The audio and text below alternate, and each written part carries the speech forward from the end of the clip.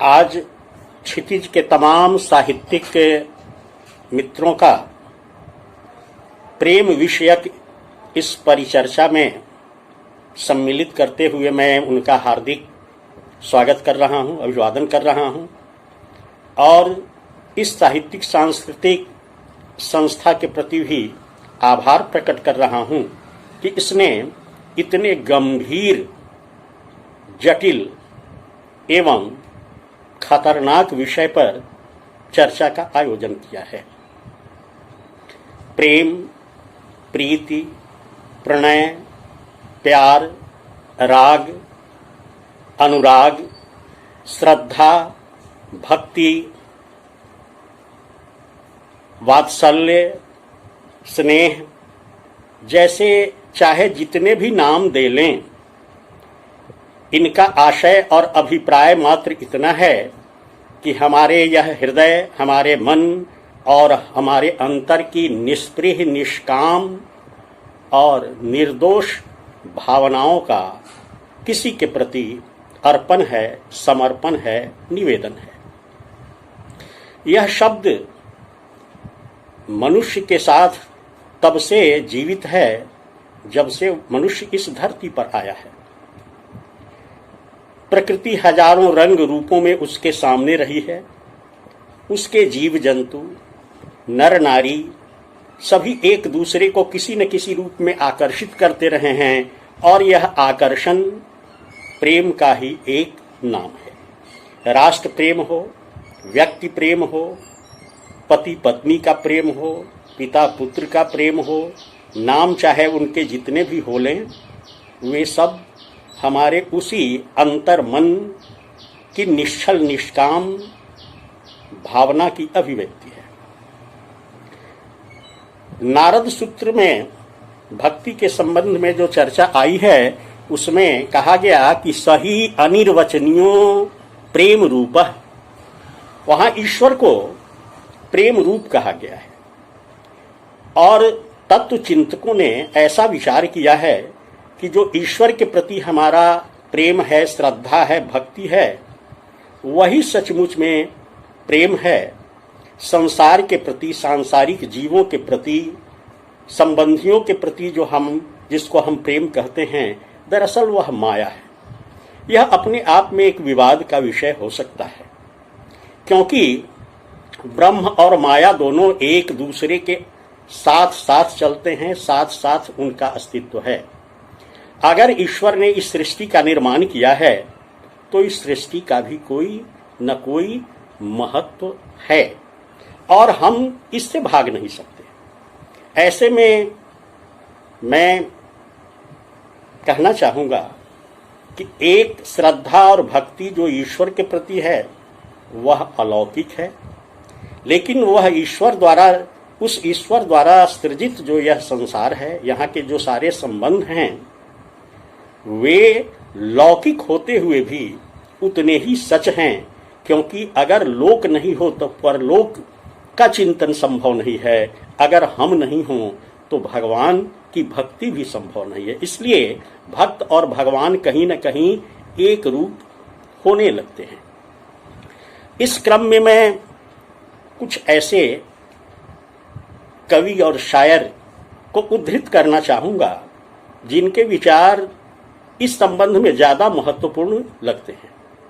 अगर हम उर्वशीकार दिनकर की बात करें तो वे कहते हैं कि जगता प्रेम प्रथम लोचन में, फिर तरंग निभ मन में, पहले प्रिया एक देही लगती, फिर व्याप्त भुवन में। यानी एक से अनेक की ओर यह प्रेम हमें ले चलता है, हमें शरीर से मन की ओर ले चलता है, हमें फिजिक्स से मेटाफिजिक की ओर ले चलता है।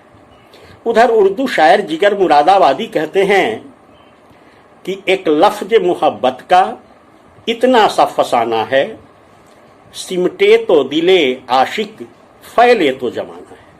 यानी प्रेम अगर किसी व्यक्ति के प्रति निवेदित होता है तो वह आशिक का विषय बनता है, आशिक माशूका का विषय बनता है, लेकिन वही जब उससे आगे निकलता है तो वह संपूर्ण सृष्टि का विषय बनता है।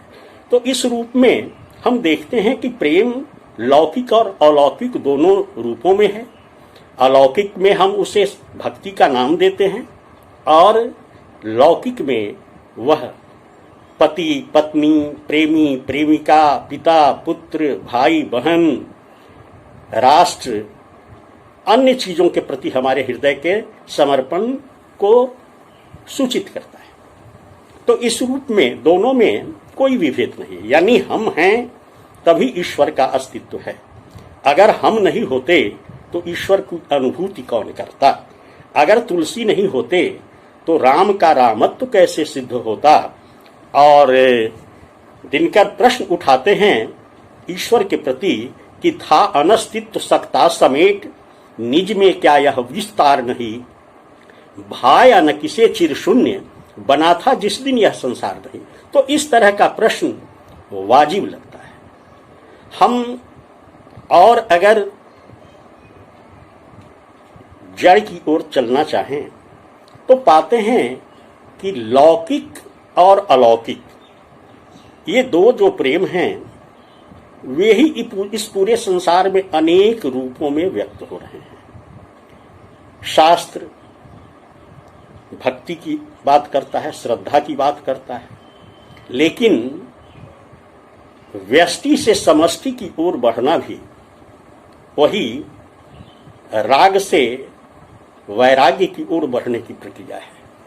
दिनकर उर्वशी में एक जगह कहते हैं कि निशा योग जागृति का क्षण है और उदग्र प्रणय का एकायनिक समाधि, काल के इसी गरुत के नीचे योगी बंधे अपार योग में, प्रणयी आलिंगन में। तो इस प्रकार यहां हम देख रहे हैं कि कवि क्या कहना चाह रहा है। अगर हम मौलिक रूप से इस पर बात करना चाहें, विचार करना चाहें, तो पाते हैं कि यह प्रेम एक तरफ श्रृंगार मूलक भी है, लेकिन उसी का दूसरा पक्ष भक्ति परक भी है। तुलसी का रत्ना के प्रति प्रेम लौकिक श्रृंगार का पक्ष है, लेकिन रत्ना से जब उपदेश पाकर वह राम की ओर उन्मुख होते हैं तो वही अलौकिक प्रेम बनता है। यानी लौकिकता अलौकिकता के मार्ग में आगे बढ़ने में सोपान का काम करती है। हम इस रूप में कह सकते हैं कि प्रेम अलौकिक और लौकिक दो रूपों में संपूर्ण सृष्टि को अपने में समेट लेता है। लौकिक की बात करें तो इसमें भी मनोवैज्ञानिक एक राय रखते हैं, समाज वैज्ञानिक दूसरी राय रखते हैं, फिर विज्ञान कुछ और कहता है और साहित्यकारों की दुनिया कुछ और चित्रित करती है। लेकिन कुल मिलाकर गुलजार की वह पंक्ति ज्यादा महत्वपूर्ण लगती है जिसमें उसने कहा कि प्यार को प्यार ही रहने दो, कोई नाम न दो। हम नामों में बांटकर, रिश्तों में बांटकर प्यार की व्याख्या तो करते हैं, लेकिन प्यार एक संवेदना है, एक अनुभूति है, एक एहसास है, एक आभास है। इसको हमें प्रमुखता से ध्यान में रखना चाहिए। महात्मा गांधी ने भी प्रेम पर चर्चा की और उन्होंने कहा कि प्रेम जो है कभी दावा नहीं करता, वह हमेशा देता है। प्रेम हमेशा कष्ट सहता है, न कि दूसरे को कष्ट देता है। फिर ओशो कहते हैं कि प्रेम एक दान है, भिक्षा नहीं है। प्रेम मांग नहीं, भेंट है। प्रेम भिखारी नहीं, सम्राट है। तो इस तरह इन चिंतकों ने भी प्रेम को अद्भुत, अविस्मरणीय एवं दिव्य कोटि की वस्तु के रूप में कहा। गौतम बुद्ध कहते हैं कि प्रेम मानवता का दूसरा नाम है। बाइबल कहती है कि जो प्रेम में वास करता है वो परमात्मा में वास करता है। यानी प्रेम हर प्रकार से सृष्टि और मानवता के विकास और उसके संतुलन के लिए आवश्यक है। इसी क्रम में चर्चा आती है प्रथम प्रेम की। लोग कहते हैं कि प्रथम प्रेम का जीवन में बहुत महत्व होता है, कोई प्रथम प्रेम भुलाए नहीं भूलता। ये बात सच हो सकती है भी, लेकिन केवल इतना ही सच नहीं है। वस्तुतः मनोविज्ञान कहता है कि हमारे जीवन में जो भी पहला होता है वह अविस्मरणीय होता है। बार बार हम उसका स्मरण करते हैं। जैसे विद्यालय में नामांकित होकर जाने का पहला दिन, वह भी हम कभी नहीं भूलते। महाविद्यालय में पहली कक्षा की बातें भी हम प्रायः नहीं भूलते। नौकरी का पहला दिन भी हम नहीं भूलते। शादी विवाह के क्रम में विवाह का पहला दिन भी नहीं भूलते। यहाँ तक कि हम जो पहला लैंडलाइन लेते हैं या मोबाइल का पहला नंबर ऑप्ट करते हैं, वह प्रायः नहीं भूलते हैं। अन्य नंबर हम भूल जाते हैं। हो सकता है आपके पास 4-5 मोबाइल नंबर्स हों, लेकिन जो पहला नंबर है वो सर्वाधिक महत्वपूर्ण होता है। तो जीवन में प्रथम महत्व या प्रथम का महत्व होता है, वो अविस्मरणीय होता है। प्रेम चूंकि एक ऐसा संपृक्त आभास है, एहसास है, वह एक ऐसी अनुभूति है जो पहली बार हमारे जीवन को दीप्त करती है। हम स्मरण करें चंदर शर्मा गुलेरी की कहानी। उसने कहा था का एक बच्चा और एक बच्ची अमृतसर के बाजार में मिलता है। दोनों अपने घर से या एक अपने संबंधी के यहाँ से दुकान पर कुछ लेने जाते हैं। 2-4 बार आपस में भेंट होती है, दुकान पर कुछ बातें होती हैं, चुहल बचपन का चुहल होता है। एक बार बगल से गुजरता हुआ एक तांगा भड़कता है, उसका घोड़ा भड़क जाता है और बालिका उस तांगे के नीचे चली जाती है। अचानक वह बच्चा उसको बाहर खींच लेता है, जबकि वो खुद जोखिम में पड़ जाता है।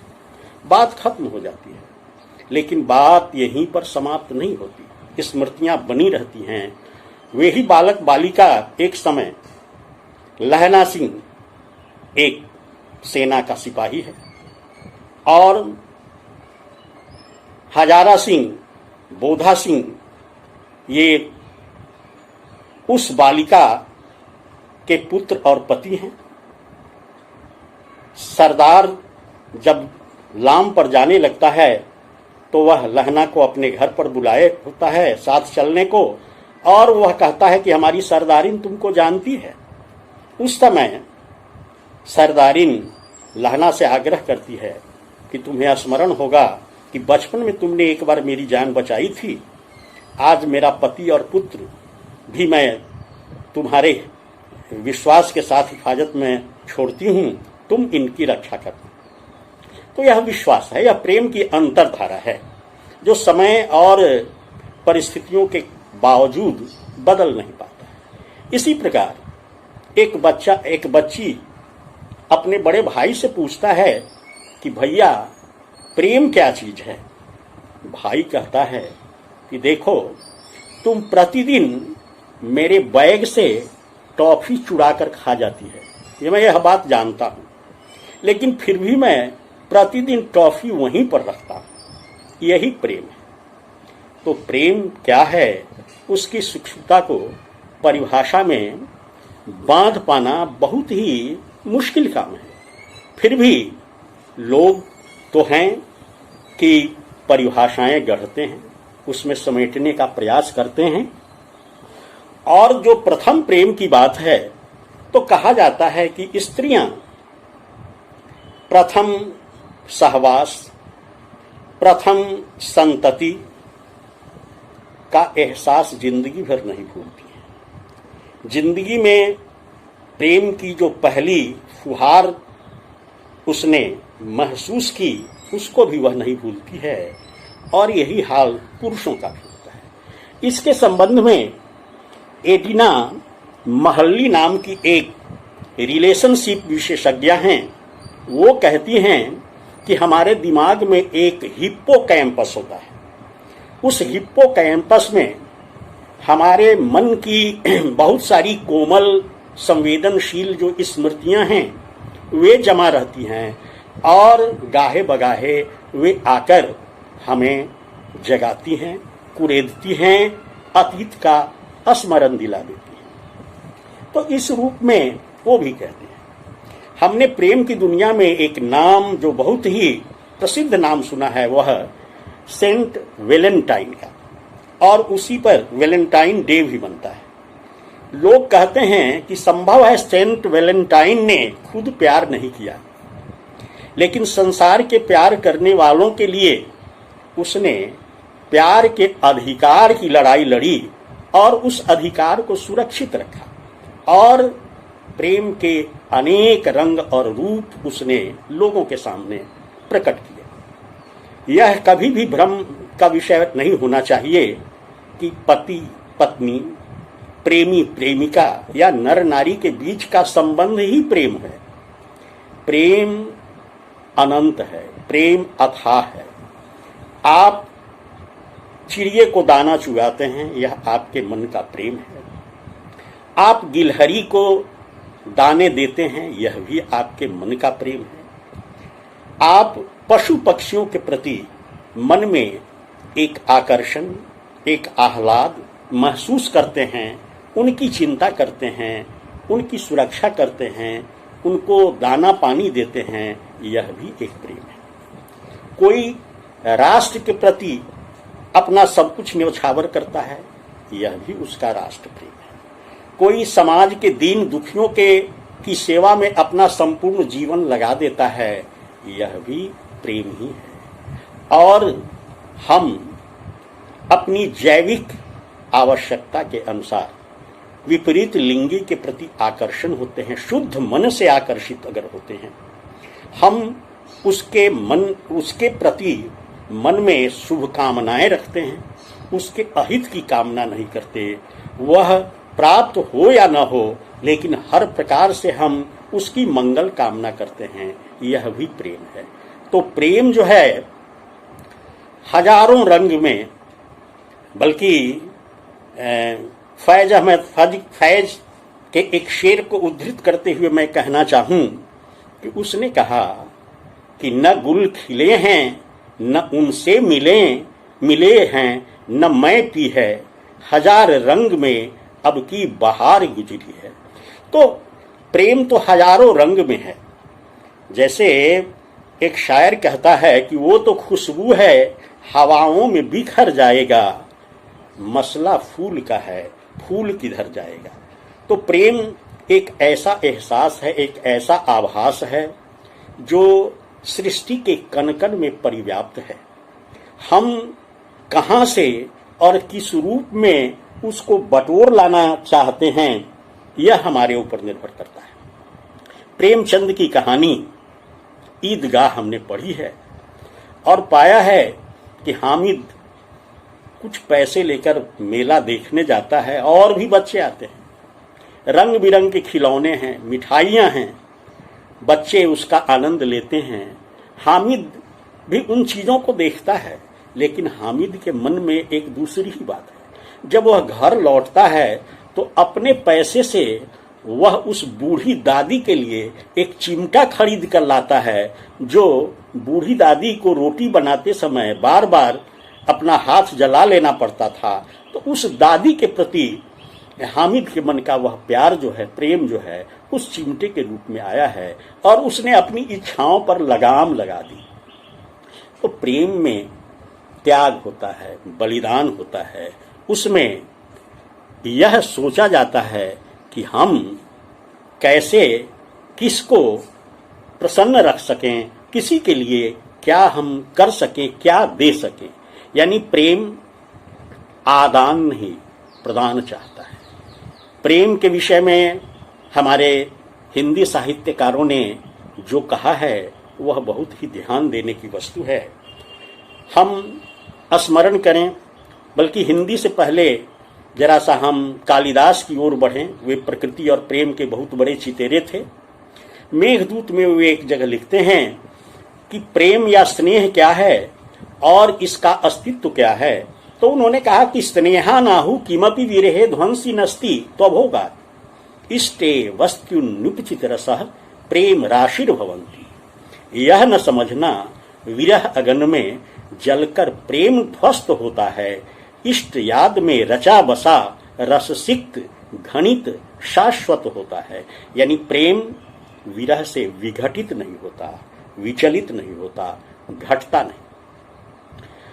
हिंदी में कबीर जो अपनी तलखी के लिए, अपने दोहों, अपनी साखियों और अपनी पदावलियों में सत्य के स्वरूप चित्रण के लिए बदनाम हैं या जाने जाते हैं, वे कहते हैं कि प्रेम न बारी उपजय, प्रेम न हाट बिकाए, राजा परजा जेहि रुचय, शीश दे ले जाए। फिर कहते हैं कबीरा यह घर प्रेम का, खाला का घर नाही, शीश उतारी भूमि धरे, सो पैठे घर माही। तो प्रेम कुछ इस तरह का है, और इस प्रेम का जब असर होता है तो संपूर्ण प्रकृति एक में एक हो जाती है। यक्ष जब बादलों को देखता है तो अपने विरह की उस प्रतीति में वह उसे ही अपना दूत बनाकर भेजना चाहता है और कहता है कि कामार्ता ही प्रकृतिं कृपना चेतना चेतनेशु। जो कामार्थ हैं, जो दुखी हैं, जो विरही हैं, व्याकुल हैं, वे जड़ चेतन का भेद नहीं मान पाते। राम कहते हैं कि हे खग मृग, हे मधुकर श्रेणी, तुम देखी सीता मृग नैनी। तो यह प्रेम का प्रसार ही है, प्रेम का विस्तृत रूप ही है। विद्यापति की राधा और माधव कृष्ण जब बहुत दिनों के बाद मिलते हैं तो राधा माधव भेंट भई, और दोनों एक दूसरे के विरह में इतने व्याकुल हो जाते हैं, दोनों एक दूसरे का नामोच्चारण करते हुए इतने तन्मय हो जाते हैं कि कृष्ण भूल जाते हैं कि वे कृष्ण हैं, राधा भूल जाती है कि वह राधा है। तो ऐसी स्थिति होती है। और कहें कि साहित्य या संसार का जो साहित्य है उसका 70% जो है प्रेम को समर्पित है, और उसमें भी मुख्य रूप से नर नारी का जो श्रृंगार है, जो लौकिक श्रृंगार है, उसका प्रतीक है। लेकिन वास्तविकता यह है कि हम लोक से परलोक की ओर गमन करते हैं। हमारे जीवन की जो 4 अवस्थाएं हैं, बाल्यावस्था, यौवनावस्था, किशोरावस्था, यौवनावस्था, वानप्रस्थ और सन्यास, ये जो अवस्थाएं हैं ये भी इसी प्रकार देह से विदेह की ओर की यात्रा करते हैं। दिनकर एक जगह कहते हैं कि देह मृत्यु, दैहिक प्रकाश की किरणें मृत्यु नहीं हैं, मिट जाते हैं अधर, नहीं कि देह मृत्यु, दैहिक प्रकाश की किरणें मृत्यु नहीं है, अधर नष्ट होते मिटती झंकार नहीं चुंबन की। यानी शरीर नष्ट होता है, लेकिन हमारे जो भाव हैं, हमारे जो उच्च विचार हैं, हमारा जो प्रेम है, वह कभी नष्ट नहीं होता है। तो इस प्रकार हम देखते हैं कि यह जो प्रेम है इसका बड़ा ही गंभीर विमर्श है, और यह सृष्टि का सार तत्व है। भजनिक बिंदु जी कहते हैं कि है प्रेम जगत में सार और कोई सार नहीं। संसार में प्रेम ही है जो सब कुछ है, उसके अलावा कुछ नहीं है। कबीर भी कहते हैं कि लाली मेरे लाल की जित देखा तित लाल, लाली देखन मैं गई मैं भी हो गई लाल। इस प्रेम में इतनी शक्ति है कि यह संपूर्ण सृष्टि को अपने रंग में रंग लेती है। कहा जाता है कि लैला काली थी लेकिन मजनू उसका दीवाना था। लोगों ने जब पूछा मजनू से तो मजनू ने कहा कि लैला को तुम मेरी आंखों से तो देखो। यानी प्रेम दृष्टि का विषय है, भावना का विषय है, मन की सुंदरता और समर्पण का विषय है। प्रेम दीवाना होता है। एक गजल प्रसिद्ध है कि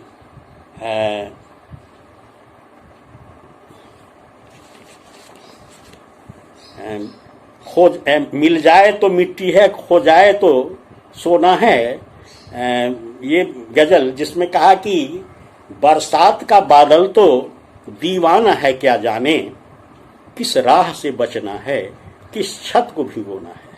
तो प्रेम कुछ ऐसी ही भावना है। वह एक तरह से अंधा भी होता है। अंधा इस अर्थ में कि वह अपने वेग के आगे किसी अवरोध को नहीं स्वीकार कर पाता या उसके सामने वह रुक नहीं पाता।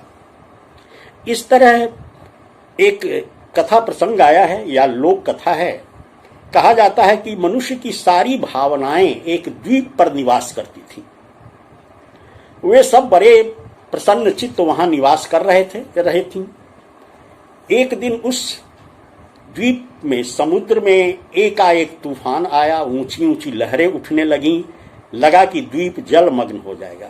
सभी भावनाओं ने प्रेम से आग्रह किया कि भाई कोई उपाय करो, और प्रेम ने एक नौका तैयार की। सभी लोग उस पर बैठ गए, प्रेम भी बैठ गया, लेकिन अहंकार उस नाव पर नहीं बैठा, वह नीचे ही रहा। प्रेम बार बार अहंकार को मनाता रहा। मनाते मनाते वह स्वयं उतर गया उसको ऊपर चढ़ाने के लिए, लेकिन अहंकार नहीं माना और प्रेम उसको मनाते मनाते द्वीप में फंसी रह गई। तूफान तेज होता गया, सारी भावनाएं उस नाव को लेकर पार चली गईं, लेकिन प्रेम और अहंकार दोनों जलमग्न हो गए, नष्ट हो गए। यह इस बात का प्रतीक है कि प्रेम में अहंकार का कोई स्थान नहीं है। अगर आपके मन में अहंकार है तो वह प्रेम को नष्ट करेगा या प्रेम का अहित करेगा। तो इस रूप में क्षितिज ने जो यह एक प्रेम प्रसंग का विषय आज विमर्श के दायरे में लाया है, वह अपने आप में बहुत ही महत्वपूर्ण है। प्रेम के हजारों रंग हैं और मैं वही, दर्पण वही, ना जाने ये क्या हो गया कि सब कुछ लागे नया नया। दरअसल सृष्टि में सब कुछ एक नियमबद्ध तरीके से परिवर्तित होता चलता है, लेकिन मनुष्य का मन जैसा होता है सृष्टि वैसी ही लगती है। जो मधुबन गोपियों को कृष्ण की उपस्थिति में अनंत आह्लाद और मादकता प्रदान करता था, कृष्ण के जाने के बाद वह कष्ट पहुंचाता है। और गोपियां उबालंब करती हैं, व्यंग्य करती हैं कि मधुबन तुमकत रहत हरे, विरह वियोग श्याम सुंदर के, ठाढ़े क्यों न जरे। इस तरह का उपालंब वो करती हैं। गीता में कहा गया है कि मन एव मनुष्यानाम कारणम बंध मोक्षयो। यह तो मन ही है जो मनुष्य के बंधन और मोक्ष का कारण है। मन जब अनुकूल होता है तो अनुकूल वेदनियम सुखम, प्रतिकूल वेदनियम दुखम। हमारे मन के अनुकूल जो वेदना होती है वह हमें सुख देती है। मन के प्रतिकूल जो भाव होते हैं वे हमें कष्ट देते हैं। माताएं प्रसव की असह्य पीड़ा सहती हैं, इस उम्मीद में, इस आशा में कि वे पुत्र या पुत्री को जन्म देंगे। तो इतने कष्ट सहकर भी, जीवन मरण संघर्ष को झेल कर भी जब वे अपनी संतान का मुख देखती हैं तो उनके सारे कष्ट दूर हो जाते हैं, उनके ओठों पर मुस्कान आती है। यही अनुकूल वेदना है, अनुकूल वेदनियम सुखम। लेकिन जो मन के प्रतिकूल होता है वह हमें कष्ट देता है। विरह के, प्रेम के जो दो पक्ष हैं, मिलन और विरह के, ये भी वैसी अनुकूल और प्रतिकूल भाव के द्योतक है। जब हम संयोग में होते हैं तो हम सुख का अनुभव करते हैं, लेकिन साहित्य प्रेम और भावना का सुख विरह में ज्यादा है। इसीलिए राम नरेश त्रिपाठी ने कहा कि मिलन अंत है मधुर प्रेम का और विरह जीवन है, विरह प्रेम की जागृत गति है और सुसुप्ति मिलन है। तो इस प्रकार में से हम सोचें तो पाते हैं कि श्रृंगार वर्णन के क्रम में संयोग से अधिक वियोग का वर्णन हुआ है और मन ज्यादा वियोग वर्णन में रमता है। सूर सागर का वह अंश, भ्रमर गीत वाला अंश, जो विरह वाला अंश है, वह पाठकों को ज्यादा प्रिय लगता है। बल्कि पाठक विरह वाले प्रसंग को बार बार देखना चाहता है। जो फिल्में हमें रुलाती हैं वे हमें बार बार आमंत्रित करती हैं। या कहें कि चुपके चुपके रात दिन आंसू बहाना याद है, तो ये चुपके चुपके आंसू बहाने के लिए संयोग नहीं, वियोग ही चाहिए। और वियोग में प्रेम इतना प्रसरित होता है, इतना विस्तृत होता है कि जो प्रिया पहले एक देही थी वह भुवन व्यापिनी हो जाती है। तेरे जलवे में खुदा मुझको नजर आता है, यानी तब लैला की दृष्टि में, मजनू की दृष्टि में लैला एक लड़की या एक प्रेमिका नहीं, वह संपूर्ण ब्रह्मांड बन जाता है। हम व्यष्टि से समष्टि में पहुंचते हैं, हम लौकिक से पारलौकिक अनुभूति में पहुंचते हैं और फिर हम उस पर ब्रह्म को भी प्राप्त करते हैं जो परम प्रेम स्वरूप है। इन्हीं बातों के साथ मैं इस प्रेम प्रसंग को विराम देना चाहता हूं। आप सभी साहित्यकार मित्रों का धन्यवाद करना चाहता हूं और क्षितिज को इतने जोखिम भरे, इतने संवेदनशील और इतने गहन विषय को परिचर्चा के केंद्र में लाने के लिए कोटिशः बधाई देता हूं। बहुत बहुत